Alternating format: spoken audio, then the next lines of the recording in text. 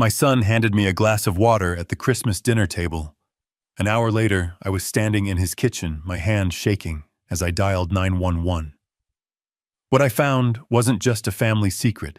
It was a $2 million murder plot. And I was the target. Before I tell you how this perfect holiday dinner turned into a crime scene, please let me know in the comments where you're watching from. And be sure to like this video and subscribe to the channel because you won't believe the trap I set for them in the end. The lie began at the dinner table. It always does. The centerpiece was a mountain of pine boughs and glittering ornaments so tall you could barely see the person across from you. In this case, that person was my son David. The table was laden with a feast that could have fed a small army, a perfectly browned turkey glistening under the light of a crystal chandelier. Everything was perfect, too perfect. My daughter-in-law Chloe raised her glass of wine. The diamond on her finger caught the light and shattered it into a dozen tiny rainbows. A toast, she said, her voice smooth as silk. To family, to success, and to a wonderful Christmas. David smiled, a wide, practiced smile that didn't quite reach his eyes. To success, he echoed, looking at me. It's been a great year for the firm. We just landed the Henderson account. I nodded, taking a small sip of water. Henderson account. It sounded impressive. But I had spent 40 years as a forensic accountant, a bloodhound for numbers that didn't add up. My entire life was about finding the lie hidden in the ledger. And my son's life was a ledger full of red ink. I knew for a fact that his firm was just him and a laptop in a rented office space. 6 months ago, he had come to me, his face a mask of shame, asking for a $50,000 loan. A short-term bridge, he'd called it. An investment opportunity he couldn't pass up. I gave it to him, of course. You always do. You tell yourself it's the last time that this will be the one that turns it all around. But as I sat there listening to them talk about their upcoming ski trip to Aspen and the new Lexus in the driveway, I did the math in my head. The $50,000 was gone, I knew that. But this display, this was something else. The watch on David's wrist was easily $10,000. Chloe's dress was from a designer whose name I only knew because my late wife used to dream of owning one. Their performance of wealth was costing a fortune. That's when I felt it. A dull ache in my chest, a gentle squeeze around my heart. I put my fork down. A wave of dizziness washed over me, making the chandelier lights blur into a single blinding star. I took another sip of water, hoping to clear my head. Stress, I told myself. The holidays are always stressful. The rich food, the emotional strain of seeing my son live a life built on a foundation of sand. It's just indigestion. But the pressure in my chest grew tighter. It felt like a band slowly being constricted. "Dad, are you okay?" David asked. The concern in his voice sounded almost genuine. "I'm fine," I managed to say, forcing a smile. "Just a little tired." "Chloe, the meal is spectacular, truly." She beamed. "Oh, it's nothing, Jacob. We're just so happy you could be here." The room felt warm, too warm. The scent of pine and roasting meat was suddenly suffocating. I needed to get up to move. "If you'll excuse me," I said, placing my napkin on the table. "I think I just need a glass of fresh water." I stood up, my legs feeling unsteady. As I walked towards the kitchen, I could feel their eyes on my back. The walk down the short hallway felt like a mile. The polished hardwood floors seemed to sway beneath my feet. I gripped the doorframe of the kitchen to steady myself. The room was a marvel of modern design, all stainless steel and gleaming white countertops. It looked like it had been lifted from a magazine. But just like their lives, the perfection was only on the surface. A pile of mail was shoved carelessly into a corner of the counter, a messy stack of envelopes threatening to spill onto the floor. I reached for a glass from the cabinet, and my sleeve brushed against the pile. It was all the force needed to upset the fragile balance. Letters and bills cascaded across the granite, scattering like fallen leaves. "Damn it," I muttered, bending down to pick them up. bills from high-end department stores, a letter from a luxury car dealership, and then one envelope that made me freeze. It was from the Prudential Insurance Company. My name and address were clearly visible through the plastic window. I hadn't done business with them in over a decade. My heart, which was already beating uncomfortably, began to hammer against my ribs. I picked up the envelope. It had been opened. My training, my instincts, every alarm bell honed over a lifetime of uncovering deceit screamed at me. This wasn't my mail. It had been sent to my address, but David must have picked it up. Why, I knew I shouldn't. I knew it was a violation of privacy. But a deeper instinct, the instinct of a father who senses a profound danger, took over. My fingers, trembling slightly, pulled out the document inside. It wasn't a letter. It was a policy confirmation. The words swam before my eyes, stark and brutal in the cold kitchen light. Type of policy term, life insurance. Insured Jacob Peterson. Policy value $2 million. Policy start date 3 weeks ago. And then the final devastating line. Beneficiary David Peterson. Son. The air left my lungs. The pressure in my chest intensified into a sharp stabbing pain. $2 million. He had taken out a $2 million life insurance policy on me. I sank against the counter, the smooth, cold stone doing nothing to cool the fire of betrayal that coursed through me. My mind raced, trying to make sense of the impossible. The loan, the lies about his success, the extravagant spending. It was all a desperate charade. He wasn't just in debt. He was drowning in it. The wave of dizziness returned stronger this time, and a cold sweat broke out on my forehead. I felt sick, truly sick. My eyes scanned the countertop, searching for something, anything, to ground me. And then I saw it. Next to the sink was the half-empty bottle of Fiji water I had been drinking from when I first arrived. David had handed it to me himself. "Here you go, Dad. Hydrate," he'd said with a smile. And right beside it, partially hidden behind a marble salt cellar, was a small, clear vial. It was no bigger than my thumb, with no label. It was almost empty, but I could see a single viscous drop of clear liquid clinging to the bottom. In one horrifying crystalline moment, everything connected. The sudden illness, the tightness in my chest, the $2 million insurance policy, the unlabeled vial, the glass of water from my son's hand. This wasn't indigestion. This wasn't stress. This was an audit of my own murder. For a moment, pure, unadulterated panic seized me. I wanted to scream, to run out of the kitchen and confront them, to smash the facade of their perfect Christmas to pieces. But then a lifetime of discipline took over. I had faced down embezzlers who had stolen millions, con artists who had ruined entire companies. I had learned one crucial lesson: never let them see you sweat. The moment you show emotion, you lose. My breathing steadied. The panic receded, replaced by an ice-cold clarity. My mind, the mind of a forensic accountant, began to work. This was no longer a family crisis. It was a crime scene. And I was the primary witness.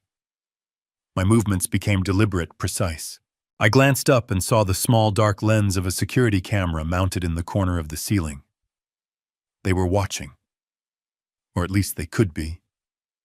I had to act normally. I slid the insurance policy back into its envelope and placed it on the counter. Then, my hand moving with a surgeon's steadiness, I picked up the tiny vial. My fingers closed around it, and I slipped it deep into the pocket of my trousers. Evidence. I turned to the refrigerator, opened the door, and took out a new sealed bottle of water. I twisted the cap, the plastic crackling in the silent kitchen. I raised the bottle to my lips and took a long drink, letting the cool liquid soothe my raw throat. I needed to flush my system. I needed to think. After a moment, I composed myself. I smoothed my shirt, ran a hand through my hair, and pasted a neutral expression on my face. I was ready. I walked out of the kitchen and back towards the warm, golden light of the dining room. Back to the lies. As I sat down, Chloe looked at me with her perfect plastic smile, Feeling better, Jacob, I looked across the table past the ridiculous centerpiece and met my son's eyes. He was watching me, a flicker of something unreadable in their depths. I forced my own smile, a grim, thin line. "Much better, thank you," I said, my voice even and calm. The water helped. He nodded, satisfied, and turned back to his meal. But I kept watching him, this stranger who wore my son's face. He had no idea that the game had changed. He thought he was the hunter closing in on his prey. He didn't know that I had found the trap he had set for me, and I was no longer the prey. I was the man who was going to burn his entire world to the ground. The quiet of my resolve was the most dangerous thing in that room. It was my own declaration of war. The drive home was the longest 15 minutes of my life. Every pair of headlights in my rearview mirror felt like an accusation. Every shadow on the side of the road felt like a threat. I gripped the steering wheel, my knuckles white, the small glass vial a cold, hard lump in my pocket. It was a tangible piece of the nightmare, a tiny object that held the immeasurable weight of my son's betrayal. I didn't turn on the radio. The silence was my sanctuary, a space where I could finally let the pieces of the evening settle, not into a coherent picture, but into the jagged shards of a shattered reality. When I finally pulled into my own driveway, I didn't rush inside. I sat in the car for a long time, the engine ticking as it cooled. My house, the one where I had raised David, where my wife and I had shared 30 years of memories, looked back at me. It was a fortress of a life I thought I had built, but the enemy had not been outside the gates. He had been inside at my own table, sharing my bread. Once inside, I locked the door and drew the deadbolt. The simple metallic slide of the lock felt like the first sane action I had taken in hours. I walked through the dark, quiet rooms, my hand trailing along the walls. I didn't turn on the lights. I didn't want to see the photographs on the mantel, the ghosts of a happy family that had never really existed. In the kitchen, I placed the vial on the counter under a bright task light, examining it like a piece of alien technology. My first instinct, the raw human instinct, was to pick up the phone and dial 911, to scream into the receiver that my son, my only child, had tried to murder me for money. But then the accountant in me, the man who had built a career on cold, hard facts, took over. An accusation without irrefutable proof was just noise. It was my word against his. The word of an old man, perhaps a confused old man, against his successful, charming son. I needed more than a story. I needed a case. There was only one person I trusted to help me build it. I pulled out my phone, my fingers scrolling past David's name without a flicker of emotion, and found the number for Michael Vance, my lawyer for 30 years and my friend for 40. He answered on the second ring, his voice thick with sleep. "Jacob, it's almost midnight. Is everything all right?" "No, Michael. Nothing is all right," I said, my own voice sounding distant, detached. I explained everything, starting with the dinner and ending with the vial sitting on my counter. I spoke in a monotone, laying out the facts, as if I were presenting a financial audit. The $2 million policy, the sudden chest pains, the bottle of water, the vial. I left out the emotion, the soul-crushing agony of it all. I just gave him the data. There was a long silence on the other end of the line. I could hear the faint sound of his wife asking if everything was okay. Finally, Michael spoke, his voice now wide awake and sharp. "Jacob, listen to me very carefully. Do not touch that vial again. Do not wash your hands. Put it in a sealed plastic bag. First thing in the morning, 8 a.m. sharp. I want you at the emergency room at St. Joseph's. Tell them you have chest pains and dizziness, and you're worried you might have ingested something. You have a heart condition, so they will take you seriously. You need a full blood panel done. Insist on a toxicology screen. I'll make a call to a friend in the administration to make sure it's handled properly. Don't call the police. Not yet. Let's get our own evidence first. Let's build a fortress they can't breach." His words were a lifeline, a plan, a series of logical steps in a world that had ceased to make sense. "Okay, Michael, I'll do it." And Jacob, he said, his voice softening, I am so sorry. I hung up the phone and did as he said, placing the vial in a Ziploc bag with a pair of tweezers. I didn't sleep that night. I sat in my armchair watching the hours tick by on the grandfather clock in the hall, each chime marking another moment I had survived. The next morning, I walked into the emergency room of St. Joseph's Hospital. The bright fluorescent lights and the smell of antiseptic were a harsh contrast to the festive decorations of the night before. I followed Michael's script perfectly. I described my symptoms, mentioned my existing heart condition, and expressed a vague concern that I might have accidentally taken the wrong medication. They moved me into a bay and hooked me up to monitors. A young doctor came in, his face etched with concern. He listened patiently, then ordered the tests. Blood was drawn, questions were asked. I felt like an observer in my own life, a character in a play whose lines had been written for him. I answered everything truthfully, but I kept the core of the story, the betrayal, locked away. Hours later, the doctor returned, a chart in his hand and a perplexed look on his face. Mr. Peterson, this is unusual, he began. Your EKG is a bit irregular, but what's more concerning is your blood work. We found traces of a drug called amiodarone in your system. It's a powerful antiarrhythmic drug. Is that something you've been prescribed? No, doctor, I said, my voice steady. The only thing I take is a low-dose beta blocker. He frowned, looking at the report. This is a clinical dosage, a significant amount. For a patient with your specific heart condition who isn't being monitored for it, a dose like this could be extremely dangerous. It could easily induce a cardiac event that would look for all intents and purposes like a natural heart attack. There it was, the mechanism, the how. A heart attack that would look natural. It was the perfect crime tailored to my specific medical history. My son had done his research. The thought sent a chill down my spine that had nothing to do with the hospital air conditioning. I had the toxicology report printed out, a crisp official document that translated betrayal into scientific terms. I left the hospital with the report folded in my coat pocket next to the small plastic bag containing the vial. I now had the motive in the form of a $2 million insurance policy. I had the means, the vial of amiodarone, and I had the proof, a hospital report confirming the presence of that exact drug in my bloodstream. The fortress Michael had spoken of was built. The foundations were solid. When I got home, I laid all three pieces of evidence on my kitchen table: the insurance policy, the bagged vial, and the toxicology report. It was a holy trinity of malice. My son's greed, his cruelty, his utter disregard for my life, all laid bare in black and white. There was no more room for doubt, no more space for a father's desperate hope that he was somehow mistaken. There was only the cold, hard truth. I picked up the phone. But I didn't dial 911 in a panic. My rage had cooled into something far more dangerous: precision. When the operator answered, my voice was calm, measured, and clear. I'd like to report a crime, I said. I'm reporting a case of life insurance fraud.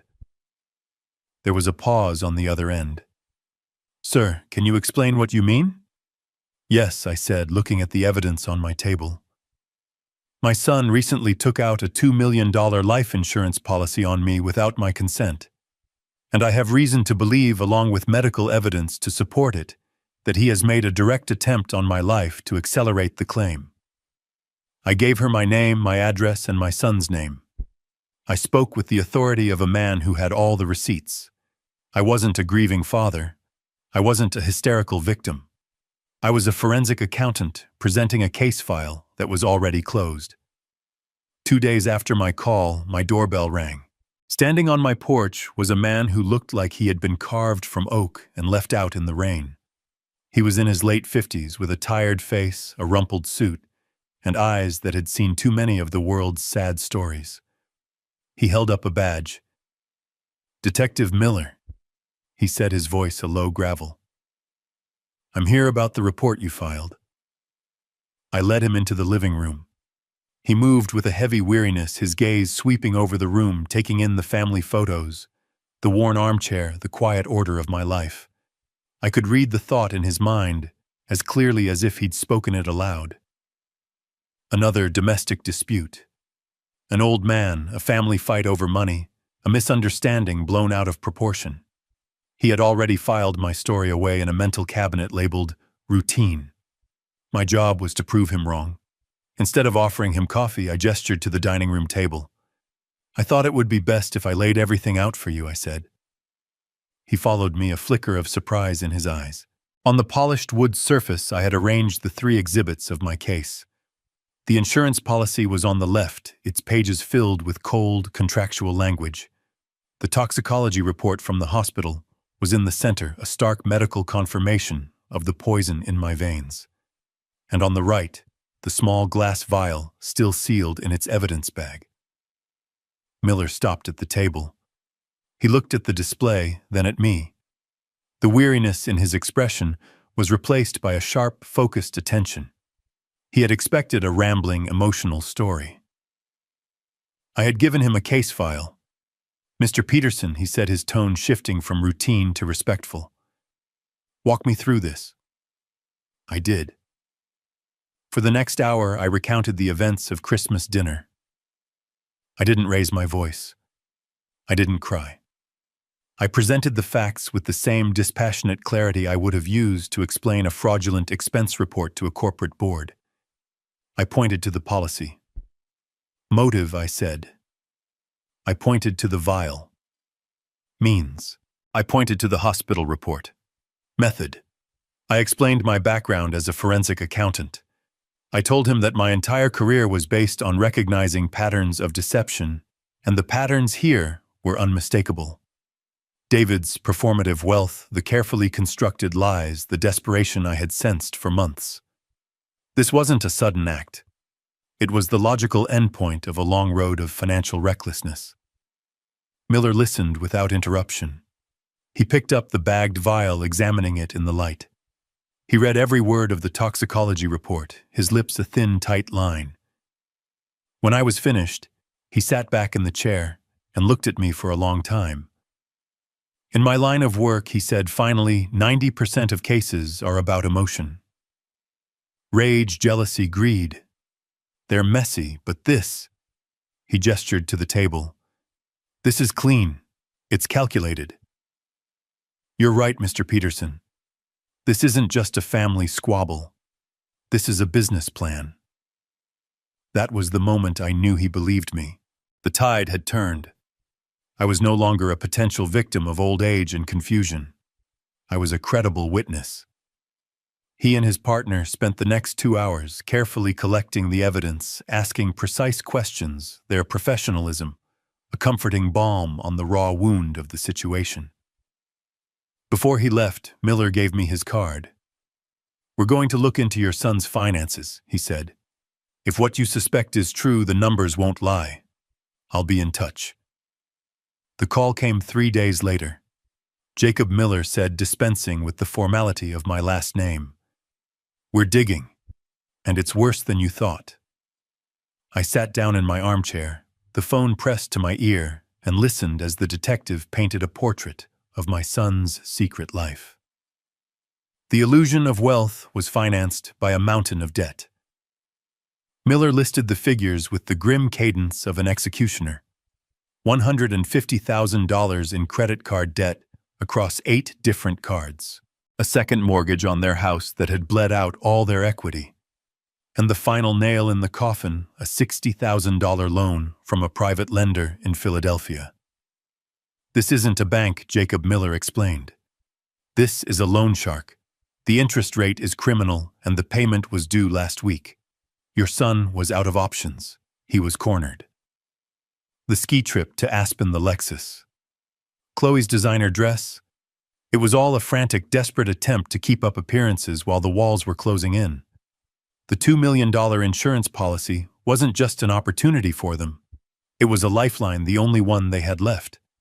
The motive was no longer just a theory. It was a mathematical certainty." "We brought them in for questioning this morning," Miller continued. "And what did they say?" I asked, though I already knew. Miller let out a short, humorless laugh. It was a performance worthy of an Oscar. Your daughter-in-law Chloe turned on the waterworks the second we sat her down. She said it was all a terrible misunderstanding. That they bought the policy to protect you as a safety net for your old age. She said you've been forgetful lately, confused. She suggested you might need a medical evaluation. My blood ran cold. They were trying to paint me as senile. It was a classic cruel tactic. And David, I asked. He played the part of the outraged, devoted son. He was indignant. He threatened to sue the department for harassment. He said he loved you more than anything, and that he couldn't believe his own father would make such a monstrous accusation. He claimed he found that vial in the park and picked it up because he was worried a child might find it. He was good, Jacob. He was very convincing. For a moment, a sliver of doubt crept in. Could I be wrong? Was this all the paranoid fantasy of an old man? But then I remembered the cold certainty I felt in that kitchen. I remembered the years of lies that had led to this point. No, this was not a fantasy. This was their final, most audacious deception. They are lying, detective, I said, my voice low and firm. I know, Miller said. Their stories are good, but they don't match up on the details. They're counting on us seeing a grieving family, but I see two co-conspirators. The problem is, without a confession, it's still a tough case. A good defense attorney could create reasonable doubt about the vial.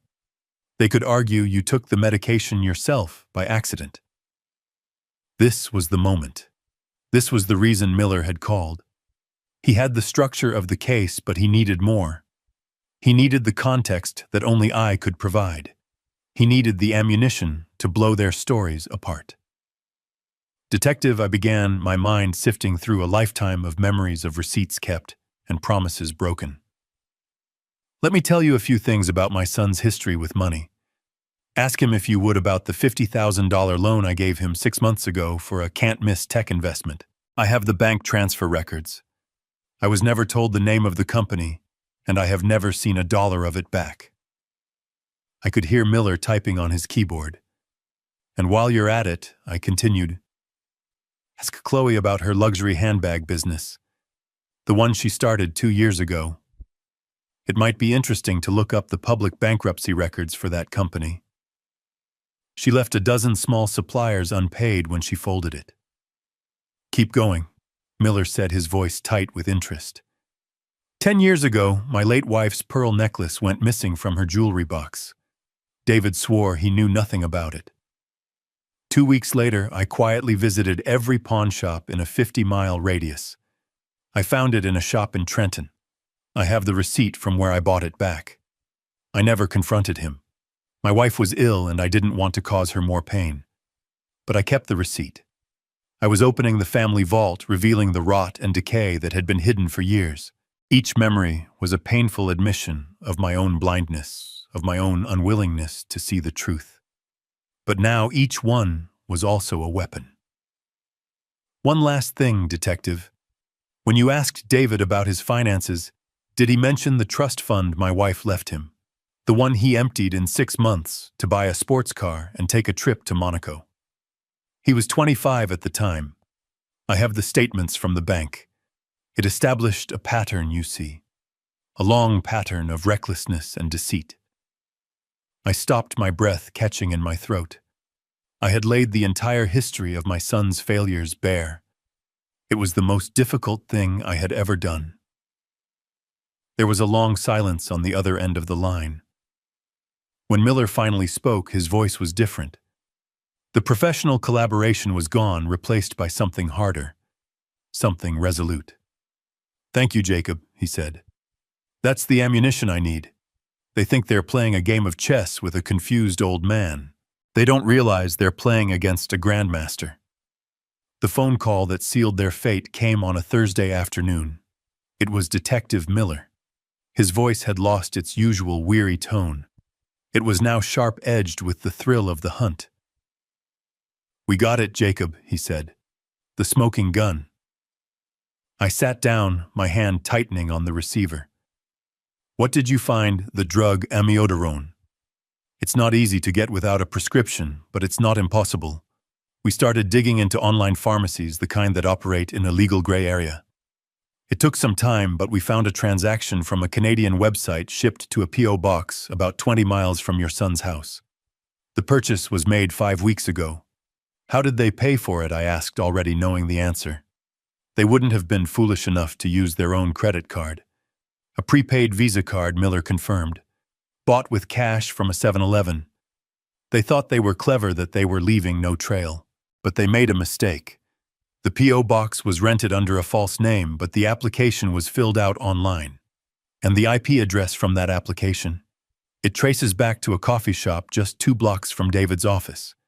We have him on security footage from the cafe laptop open at the exact time the application was filed. On top of that, the pharmacy's shipping records combined with the tracking number show the package was delivered a week before Christmas. We have enough, Jacob. We have more than enough. The net is closed. A wave of something that wasn't quite relief washed over me. It was a grim, hollow finality. The last ember of hope, the father's desperate, irrational wish that there was some other explanation, was finally extinguished. There was only the cold, hard ash of the truth. So you'll arrest them now. Warrants are being drawn up as we speak, Miller said. We can pick them up this evening. This was it. The moment of justice. But a different thought, a different plan had been taking shape in my mind for days. It wasn't enough for them to be caught by the police. That was an external force, something that happened to them. I wanted them to understand the full scope of their actions, the totality of what they had thrown away. They needed to see the checkmate not just be swept from the board by a stranger's hand. Detective, I said, my voice steady. I have a request. Can you give me 24 hours? Hold off on the arrest until tomorrow afternoon. There was a pause on the other end of the line. Jacob, this is a serious felony. We have what we need. Why wait? Because there is one last move I need to make, I said. It's not about your case. It's about mine. I need them to understand what they've done, not just to me, but to themselves. Please, detective. One day, I could hear him sigh, a sound of exasperation mixed with a reluctant respect. All right, Jacob. Against my better judgment, you have until 3 p.m. tomorrow. But then it's over. As soon as I hung up with Miller, I called my lawyer. Michael, it's time. An hour later, Michael made a call to David's attorney. His approach was a work of art, a masterpiece of misdirection. He spoke of my age, my fragile health, the terrible stress this misunderstanding was putting on my heart. He painted a picture of a lonely old father, perhaps regretting his rash accusations, horrified at the thought of his only son being involved in a police investigation. He suggested a meeting, a final attempt at reconciliation, a chance to talk things over and find a peaceful resolution away from the harsh glare of the law. As Michael predicted, they took the bait. Their lawyer called back within the hour. David and Chloe were, of course, deeply hurt by the accusations, but they were willing to meet. They loved their father, and they were desperate to clear their names and mend this painful family rift. They agreed to come to Michael's office the next day at noon. They thought they were walking into a negotiation. They believed they were coming to manage a confused old man, to emotionally manipulate him into retracting his story. They had no idea they were walking into their own execution. The next day, I sat in the conference room at Michael's law firm. It was a room designed to communicate power and permanence. The walls were paneled with dark mahogany lined with shelves of leather-bound law books that smelled of dust and authority. The table was a single massive piece of polished wood, so heavy it felt like part of the building's foundation. This room was a world away from the fragile, glittering facade of my son's life. This room was about consequences. I sat at the far end of the table with Michael to my right. I said nothing. My role in this was to be a silent, unmovable presence. David and Chloe arrived precisely at noon. They were dressed for their roles. David wore a tailored suit, his expression a careful blend of concern and resolve. Chloe wore a simple, elegant dress, her face a mask of sorrowful beauty. They looked like the victims, a devoted couple forced to endure an unspeakable family tragedy. They nodded gravely at me. "Dad," David said, his voice thick with fake emotion. "Thank you for doing this. I know we can sort this out." They sat down opposite us. Their lawyer, a slick man in a suit that was too expensive, began with a speech about the importance of family and the potential for misunderstandings in times of stress. I let the words wash over me. I looked at my son and the woman he had married, and I felt nothing. No anger, no sadness, just the quiet final closing of a door. When their lawyer had finished, Michael leaned forward, placing a single thick folder with a blue cover on the table. It landed with a soft, definitive thud. "Thank you for coming." Michael began, his voice calm and even. "As you know, Jacob has been through a great deal. This situation has forced him to do a lot of thinking, not just about the present, but about the future." David and Chloe exchanged a quick, confident glance. This was it. The old man was cracking. But Michael didn't mention the police. He didn't mention the hospital or the vial or the insurance policy. His voice remained placid, almost gentle. "It all started about 6 months ago, actually. David, you may remember you came to your father to ask for a significant loan. $50,000, I believe." David shifted in his chair, a flicker of annoyance crossing his face. "I don't see what that has to do with anything. That was a private family matter." "Of course," Michael said smoothly. But for Jacob, it was a moment of clarity. It made him realize that he needed to think seriously about his estate, about how best to protect his legacy for the future. He became concerned about financial volatility, about ensuring his life's work would be managed responsibly. Michael opened the blue folder. It wasn't a police report. It was a trust agreement. "And so 6 months ago," Michael continued, "Jacob came to me and we completely restructured his will and his assets. Everything he owns, the house, the savings, the investment portfolio, a total estate valued at approximately $8 million was placed into a new, irrevocable trust." The air in the room grew still. The confident smirks on David and Chloe's faces began to fade, replaced by a dawning confusion. This was not the conversation they had expected. "The Jacob Peterson Legacy Trust was established to provide for you, David, upon your father's passing," Michael said, his eyes fixed on my son. "You are named as the sole beneficiary." A wave of relief washed over David's face. He thought he had dodged a bullet. He thought this was just my old-fashioned way of controlling things. He still didn't understand. He still didn't see the jaws of the trap closing around him. Michael let the silence hang in the air for a moment, before he delivered the final devastating blow. However, he said, tapping a single paragraph on the page with his finger, "Given his concerns, your father insisted on adding a very specific and very binding special clause." Michael let his words hang in the silent room, the phrase "special clause" echoing in the space between us. I watched my son's face. The confusion was still there, but now it was curdling into suspicion. Chloe glanced at their lawyer, a silent question in her eyes, but the man looked as bewildered as they did. They were all playing a game they didn't know the rules to. They were about to learn. Michael cleared his throat, not for effect, but with the quiet deliberation of a man about to read a death sentence. He adjusted his glasses and looked down at the document. "The clause is under Article 4, Section B," he said, his voice a dispassionate legal drone. It reads as follows. "Should the primary beneficiary, David Peterson, be convicted of any state or federal felony offense, this trust shall be immediately dissolved." He paused, letting the first part of the trap snap shut. David's lawyer blinked. "A felony clause, that's highly unusual but not unheard of." David let out a tense, nervous laugh. "A felony? What are you talking about? I'm not a criminal." He looked at me, a desperate plea for reason in his eyes. Dad, this is insane. What is this all about? I remained silent. My gaze was steady. I was simply the accountant here to watch the final numbers being tallied. Michael held up a hand. Please let me finish. There is a second condition. He looked back down at the page. It continues.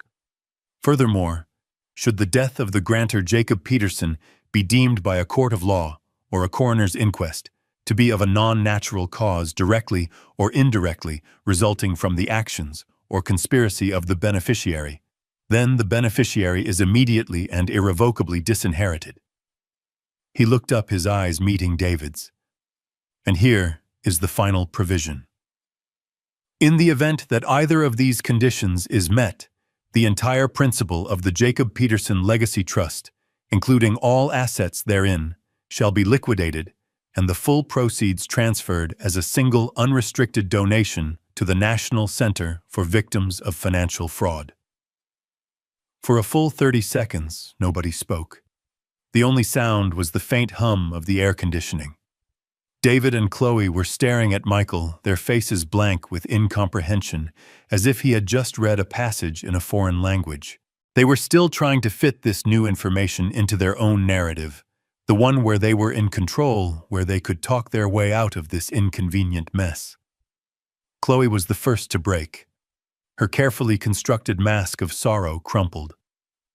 I don't understand, she stammered, looking from Michael to me. What does any of this mean, Jacob? Why would you do this? It was David who finally put the pieces together. His face, which had been pale with confusion, suddenly flushed with a dark, furious red. The realization hit him not as a quiet dawn, but as a violent explosion. He slammed his hands on the table, the sound making everyone jump. This is a trick, he roared, his voice cracking with rage and panic. He's trying to intimidate us. You can't do this. It's my inheritance. It's my birthright. He pointed a shaking finger at me. He's senile. This is proof. No court in the country will uphold this. We'll fight this. Michael didn't flinch. He leaned back in his leather chair, the picture of calm authority. On the contrary, David, he said, his voice soft but unyielding. The trust is irrevocable.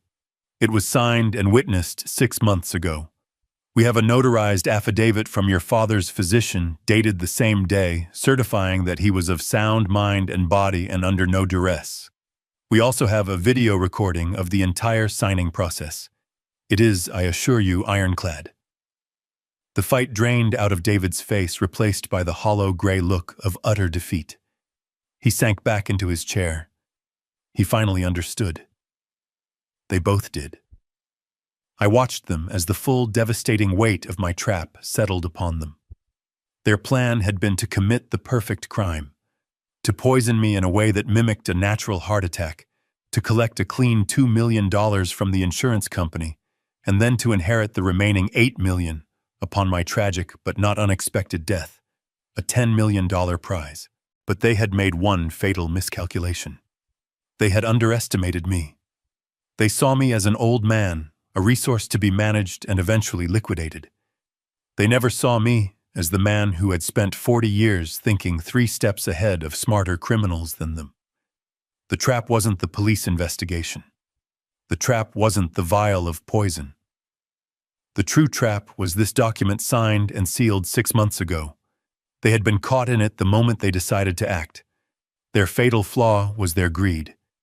They could have simply waited, but they were impatient. The insurance fraud was their undoing. Even if by some miracle they managed to beat the attempted murder charge, insurance fraud for a sum of $2 million is a serious federal felony. The moment a jury convicted them of that, the clause would be triggered. The $8 million inheritance would vanish. They hadn't been playing for a $10 million prize. They had been gambling with $8 million they were already set to inherit, all for the chance to get an extra $2 million a little bit sooner. And they had lost everything. They had spent months planning a crime, not realizing that their punishment had already been written into law, my law waiting for them to walk right into it. Chloe began to sob, not loud theatrical sobs, but the silent, shoulder-shaking sobs of someone whose entire world has just been reduced to dust. David just stared at me, his mouth slightly open, his eyes vacant. The hatred was gone. The anger was gone. There was nothing left but the vast, empty space of his own ruin. He saw it all now. He saw the checkmate.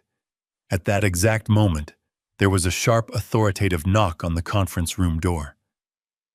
Michael looked at me. I gave a slight nod. "Come in," Michael called out. The door opened and Detective Miller stepped inside. He was flanked by 2 uniformed police officers. The air of quiet legal devastation was instantly replaced by the stark, unavoidable reality of the state. Miller's tired eyes found David and Chloe. He held up his badge, a formality that was almost absurd in its redundancy. "David Peterson," Miller said, his voice leaving no room for argument. "Chloe Peterson, you are under arrest for conspiracy to commit murder and for insurance fraud." The uniformed officers moved forward. I heard the sharp metallic click of handcuffs being fastened around Chloe's wrists. She didn't resist. She was utterly broken.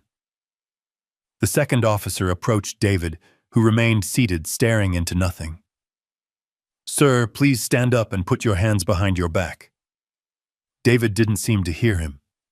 He was looking at me, his eyes finally focusing. He wasn't seeing a father or a victim. He was seeing the architect of his demise.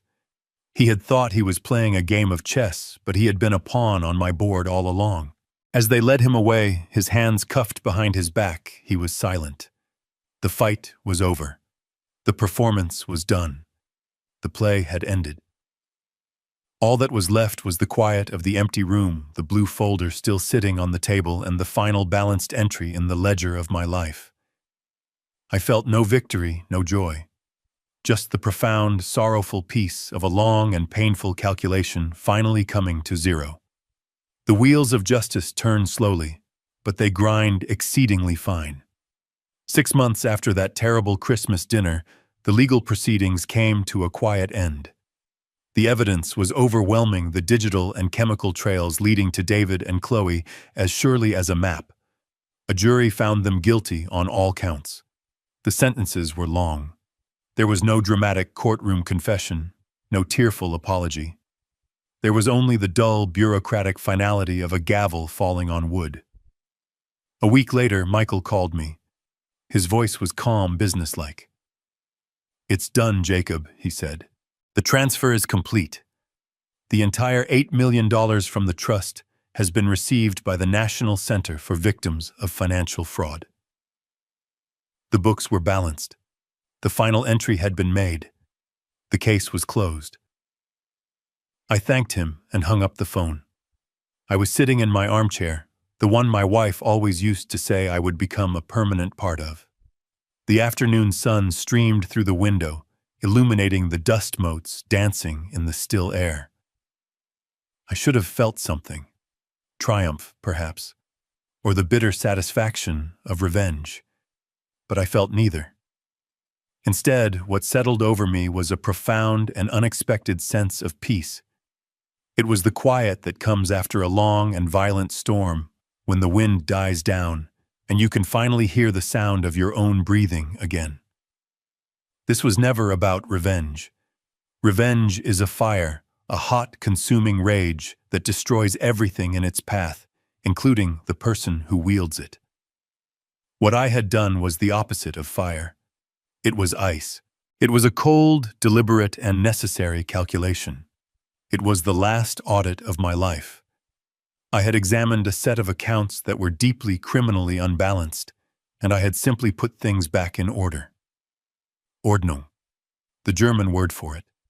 Not just order, but a state of rightness of things being in their proper place. I thought of David. I did not think of the man in the courtroom with the hollow eyes and the expensive suit. I thought of the little boy who used to fall asleep on my lap, his small hand curled around my finger. I thought of the teenager I taught how to drive his knuckles white with fear and excitement on the steering wheel of my old Ford. Where did that boy go?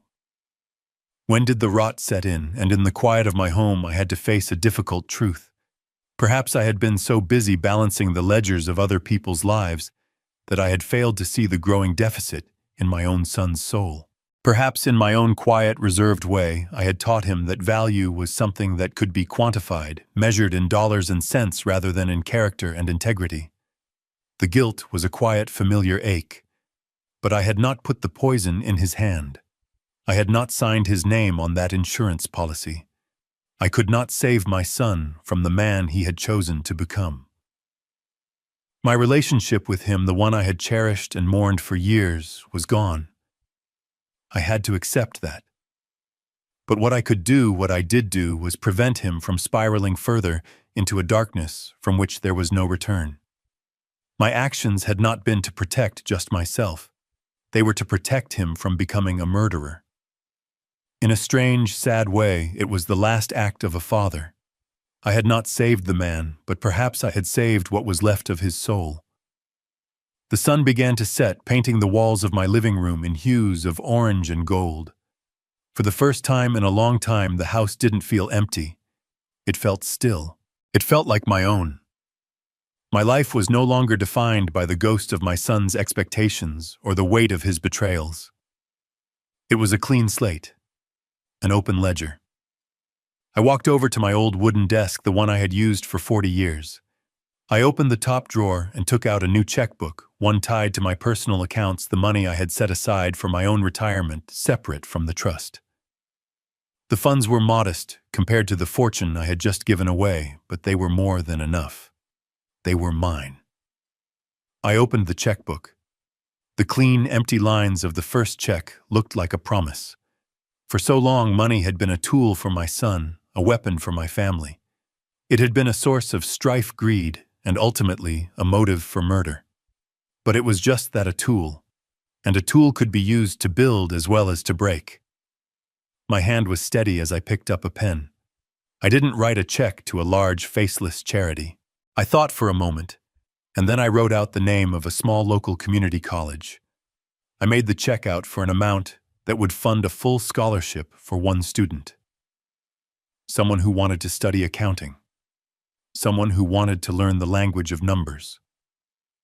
In the memo line I wrote, "In the name of integrity." I signed my name, Jacob Peterson. The signature was firm, clear.